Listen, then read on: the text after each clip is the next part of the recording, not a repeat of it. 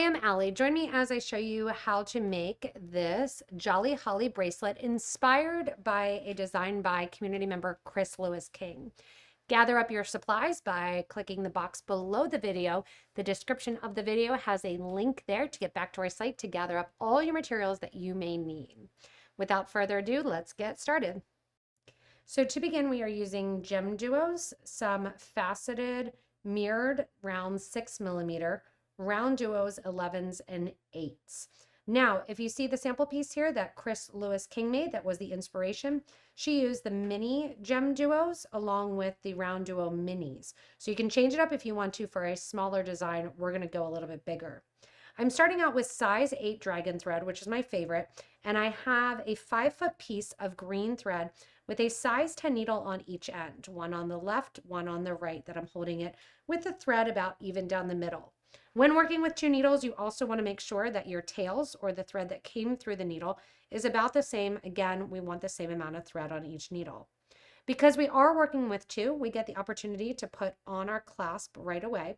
And for the sake of having the clasp on, I'm going to go through the tongue of the clasp. Reason being, I can then take the tongue out and I don't have as much weight there to worry about as I'm creating until I get to the other side.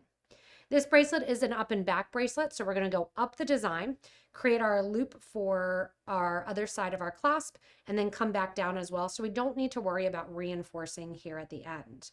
What we're going to start with is 1 and 2 11-0 seed beads on both the right and the left needle. If you're not comfortable beading with both hands, left and right, you can, if you want to, go in and just put 1 needle down and bead the other side. After the 2 11-0 seed beads on both the right and the left needle, you'll notice that I put on an 11-0 seed bead in that beautiful Aztec gold color, and I'm going to let that drop down next to my clasp.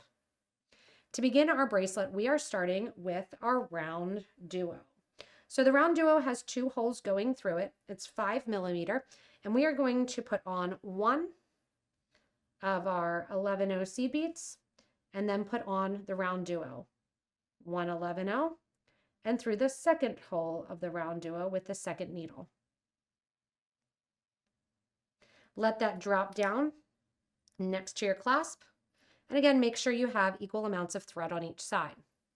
From here, we're going to take 1 needle to the left and 1 needle to the right. The needle that's coming out of the right hole, I want you to add 1 2 11-0s, 1 8-0, and 2 more 11-0s. And then you're going to go back up through the side your thread is coming out on. So we're going to get a little bit closer here, and you'll see that thread then, when it goes back through, puts those beads nicely on the side. Same thing with the left side here.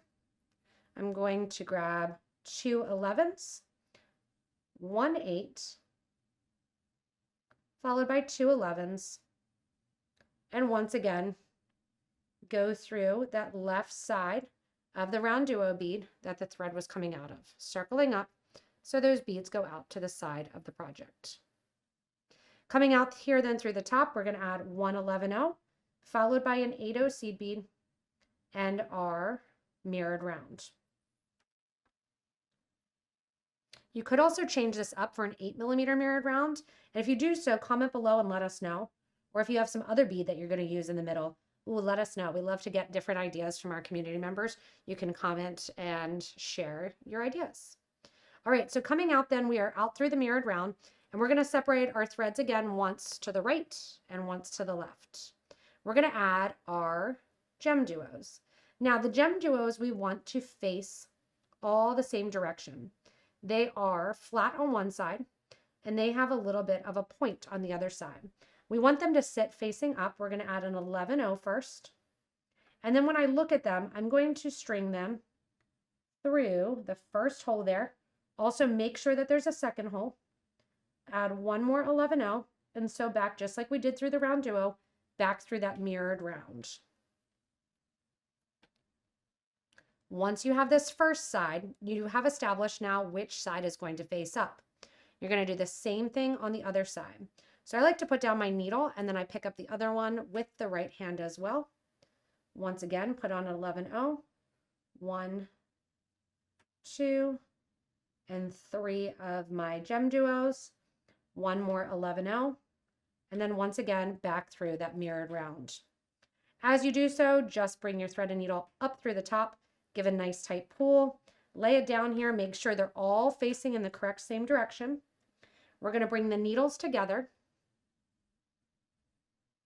And after we bring the needles together, we put on one of our 8/0 seed beads through both needles going in the same direction. Letting that drop down next to that mirrored round here, we're going to go back in and start our RounDuo again, just like we did at the start. This is the whole center line of the bracelet.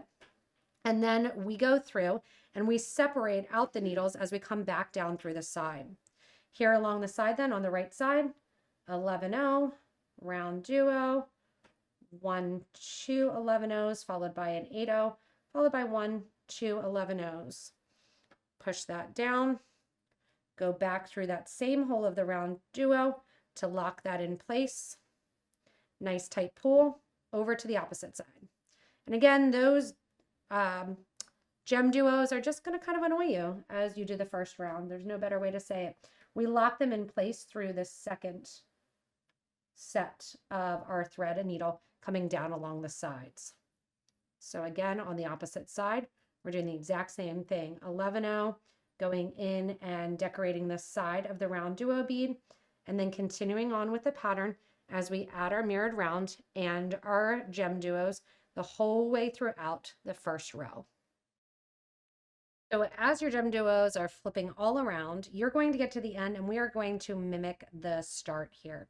So mimicking the start here after the last RounDuo bead, we are going to add 1 11 on each needle. Then we're going to share the 8/0 seed bead, going through one side, then the other side.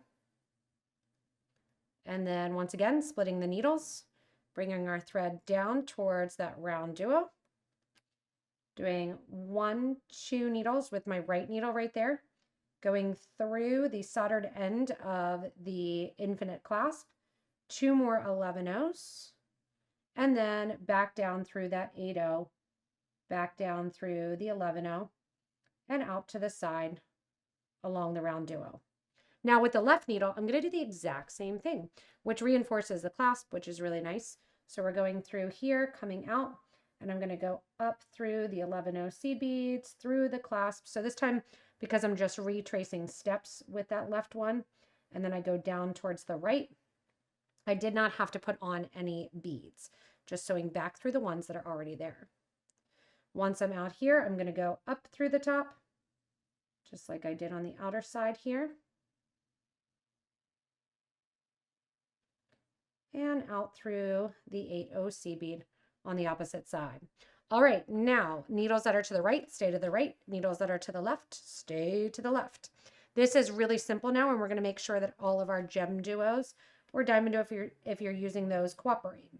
We want to go through the 11/0 after the 8/0. It's going to be important to remember. We're going through the second hole of the GemDuo. You're going to add an 11, 8, 11 through the next GemDuo. 11, 8, 11 through the next GemDuo. Once those GemDuos are laying on the side there, you're going to go into the middle near the RounDuo mini. Go through the 11, 8, 11 combo there. And then continue down. And that's it. Going through now. Okay, now make sure when you're getting to it, what can happen is the disco ball can kind of flip a little bit. Make sure that your thread and needle are facing the same way through the GemDuo. So when you go through here, you want to make sure that your GemDuo is facing upward, because you would be sad if you get halfway down your bracelet and realize that it's facing one direction and not the other. You just keep coming down for this holly jolly. And we couldn't decide in Twitch. If you've never joined us before for Twitch, please do so. It's a live streaming platform that I live stream at sometimes. And if you change up anything here, say you have a smaller Diamond Duo than a GemDuo, you may need just the tiniest little space in between here to make that sit and work the connection wise. You can use a little 15/0 before the 11 8, 11 combo. I'm going to keep going down here, running through that 11, 8, 11 that sit on the top. Once I do 2 on one side, I'm going to flip over to the opposite side here, go through again the 11, go through the second hole of the GemDuo the whole way. In between GemDuo's 1 and 2 connection of the second hole, I add an 11, 8, 11. In between 2 and 3, 11, 8, 11. Good way to clean up your bead mat. Coming out of number 3, grab on to the 11, 8, 11 that sits above the RounDuo. And that's it. You can see how nicely that sits out and lays then. Going right through then the next GemDuo. And again, if you're getting a tiny bit of buckling or a little bit of spatial issues, just add a 15 in there. Or at the top here if you need to, keep an 11 out. Sometimes depending on the finishes, they can be slightly different in size. And I'm just going right down then. And I stopped on the other side because I wanted to get 2 to see how my fit was going, laying perfectly. And now I'm going to keep going 2 on this side. Same deal, making sure my GemDuo here is facing the correct way. Throw that other needle over to the side, through the GemDuo, and right up through the project. Once you get to the end of this beautiful bracelet here, you can see how pretty it is on the wrist. All you have to do is finish off your threads basically. This is our opportunity to go in and to tie off our thread ends together, but also reinforce our clasp. So I'm going to keep the thread to the left and I'm going to go down through the line just like we did, skipping over the RounDuo rather, and going up through the seed beads along the side. I'm going to go through the clasp and down through the other side, down through the 8, and just let my thread and needle hang out there. Then I'm going to do the opposite with this side, going up through the seed beads along the piece, through the 11 or through the 8-0, up through the 11-0 seed beads, through my clasp that gets 3 strands through the clasp, nice and secure. Back down through the 11-0 seed beads and back down through our 8-0. Now, if you want to, you can tie off your thread end further down. I think this is a really, really easy place to do so. The green and the gold match really well together. I'm just going to tie right over left, give it a nice tight pull. Switch hands, left over right. Nice knot there. One more for good measure, and then burn off the thread ends. The only thing I still have to do is to take my lava red cab and put that on, but that holly jolly